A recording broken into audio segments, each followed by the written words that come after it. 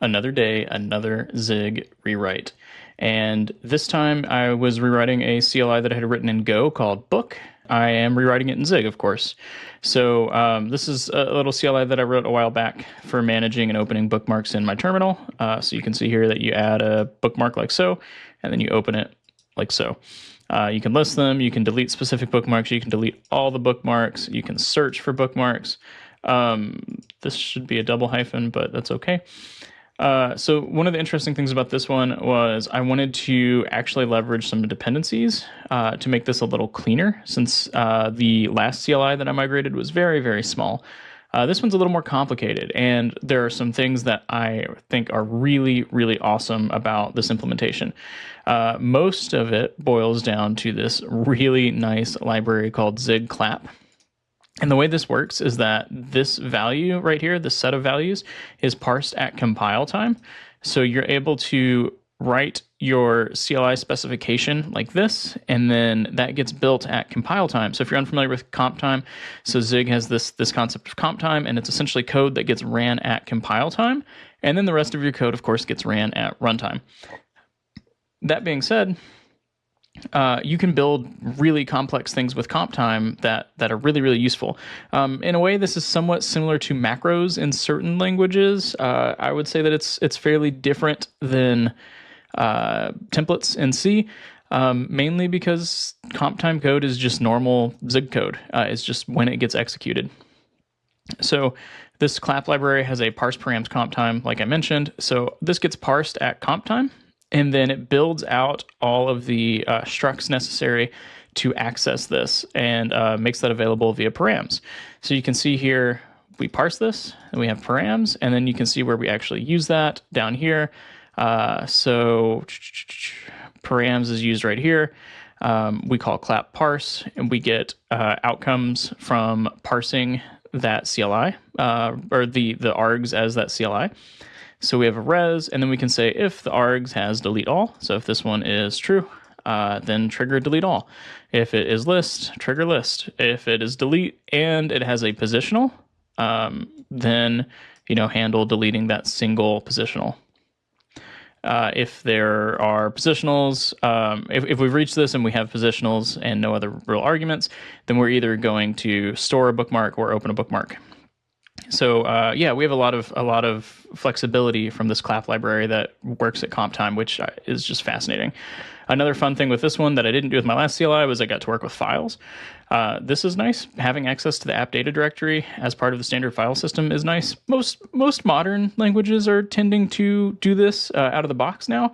I think Go has something that gives you access to like OS specific directories. I would assume Rust does too, maybe not. I don't know, but having this as a part of the standard library is nice. This is a great spot to be putting things that are specific to your application.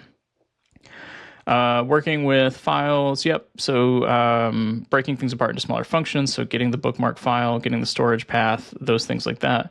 And then, of course, juggling allocators and making sure that we're not memory leaking.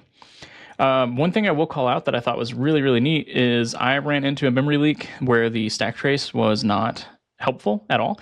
It was, I think, maybe 5 or 6 layers deep, and everything pointed to the standard library, which I was pretty certain that there wasn't an issue in the standard library, and it was the code that I was using to call the standard library. And it turns out that was correct. So one thing you can do is you can configure your GPA to show more stack frames for memory leaks by passing in this anonymous struct right here. And you can add other fields to this too, and the documentation will tell you more about what you can and can't pass in. But this was really helpful because I had a stack trace that didn't tell me anything, and then I added this, and it got significantly longer. It wasn't 50, I think it was like 30-something frames. But it actually pointed to the code of mine that was having issues, which is really helpful.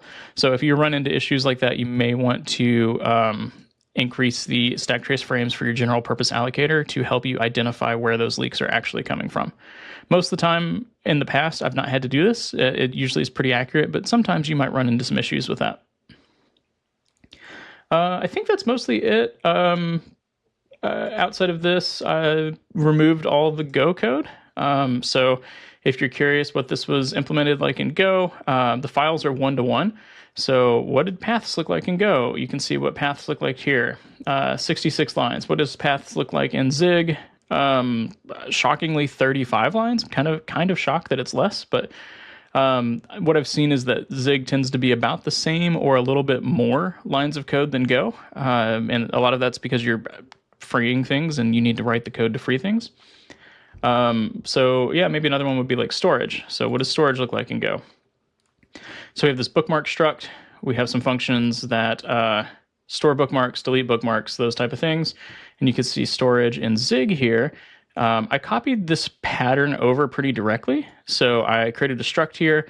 I did add a helper here called from line. So this takes in just a line of comma separated values and breaks that apart into a bookmark. So you can see how that's returned here. What else? I had to write a function to free everything, of course. And then basically the exact same stuff. So there's this little helper here called next line that I added specifically for the Zig implementation, but everything else is what you saw in the Go version. So there's store bookmark, delete bookmark, search bookmarks, get bookmark, all of that. I think maybe the last thing I just want to call out really quick is I have this file called browser.go. It's not really browser specific anymore. It's opening external paths on your machine. So you can see that we're switching off the runtime, the OS specifically from the runtime. If it's Linux, we do xdg open. If it's Windows, we do run DLL32 if it is an HTTPS.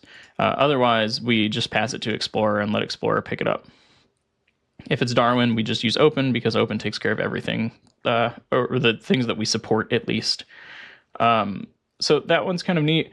Building the same thing in Zig was actually quite interesting. So we have built-in OS tag that we can work with, so we can import built-in. And that's kind of similar to the Go OS that we were working with.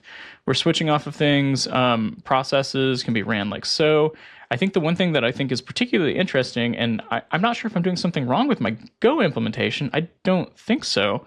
But these processes boot up way faster in Zig. I shouldn't say way faster. It's probably less than a second of latency between the two. But in Zig, they just feel so fast. Like as soon as I run this command, this triggers and it opens whatever needs to open. It's really, really speedy. The Go one, it feels like there's just a tiny bit of latency where the CLI hangs for a second before it opens. But I'm not seeing that in Zig.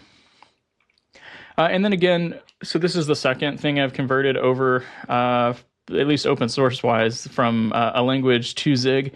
So I just want to call out that everything's in one PR. So if you're curious what a Go project being migrated to Zig looks like, maybe you're a Go dev and you want to learn Zig, you could compare this one for one. I know it's not super nice because the diffs here aren't side by side, but you could say, oh, I'm going to read main.go and figure out how main.go works. And once you have an understanding of what I'm doing here, you could go and look at main.zig. And on that note, I will just add one more thing. Main.go is a little different. I did not copy one for one the same approach for parsing here. So in Go, I used the flag package, which normally I really like. It seems simple enough and straightforward enough that it's usually what I gravitate towards instead of something like Cobra. But I essentially have an input struct and I parse flags into that struct. So I have this parse flags method like this, and it just parses it into a struct for me. With the Zig version, I did not do that. I just let CLAP take care of all of that because this is so nice. Yeah, anyways, I hope that was helpful. And if you want to learn more about Zig, I would love to know what you want to learn. Tell me about it in the comments below and maybe we can learn it together. Or if I already know about it, I'd be happy to talk to you about it. Don't forget to subscribe to the channel. More and more videos are coming out frequently, and the community is participating in a lot of discussions in the comments, and I'd hate for you to miss them. They're really, really kind and really great. Thanks, and have a great day.